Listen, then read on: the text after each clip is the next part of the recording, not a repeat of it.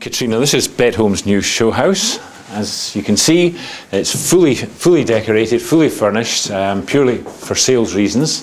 We've had 4 sales in the last week, and I think the first thing that you notice when you come in here are the space standards. The house is built to Glasgow City Council space standards, which are generally larger than what private developers would provide. The design and specification is exactly the same on the private housing as it is on the affordable rented housing. All the socially rented houses are full now. The families have all moved in. What kind of feedback have you been having from them? Extremely positive feedback. People are absolutely delighted to be moving back into an area which has been a traditionally sort of solid housing community within Glasgow.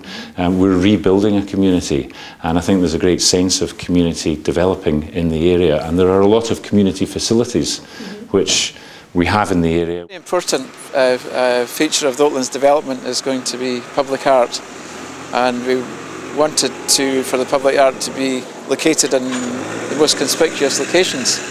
And this one is very central to the new Oatlands Square, lining up with the old Rutherglen Road, over to Caledonia Road, through towards Rutherglen, and at the same time side streets coming into this point as well. So this will be a very central point, and we're looking for an artwork which is fairly impressive and fairly sizable, so it stands out as an icon in the middle of the area. These allotments were completed last year by Bet Homes as part of the development agreement with Glasgow City Council. They replaced the old allotments where we'll be eventually building flats and houses. And there are 17 allotments here, and they are state-of-the-art allotments. The facilities are absolutely fantastic. There's a meeting room just over our shoulder here, which has been very, very well received by allotment holders who didn't previously have anything like this.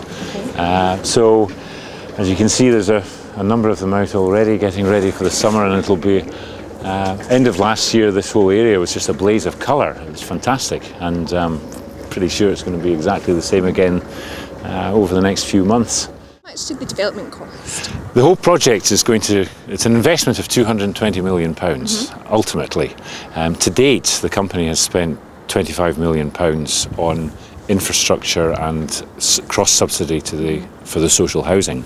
A lot of work has been we've been involved in a lot of work in connection with the remediation of the sites. There was some contamination, there were a lot of old services that had to be diverted, so it was a huge undertaking to get to the stage that we're at just now.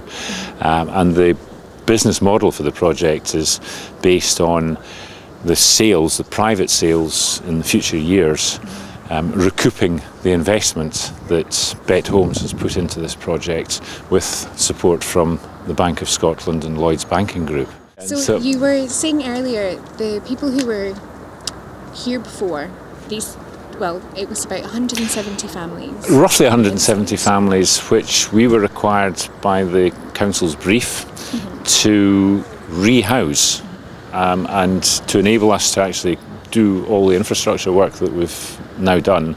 We really had to rehouse people at any rate, so that we could then demolish the old council houses that they were living in, and quite clearly everybody's moved into brand new homes, and they're all delighted with the homes. Early in the evolution of proposals for Oatlands, we consulted the local community about what sort of character they would like the area to have. And they said quite strongly they felt it should have a kind of Glasgow or Scottish look. Another thing that arose through the process of design was the idea of a theme colour that came through. It was originally specified only in relation to things like lampposts and so on, but eventually the deep blue, the Oatlands blue exactly, has been adopted as a theme colour for the area, and people can identify their area from that.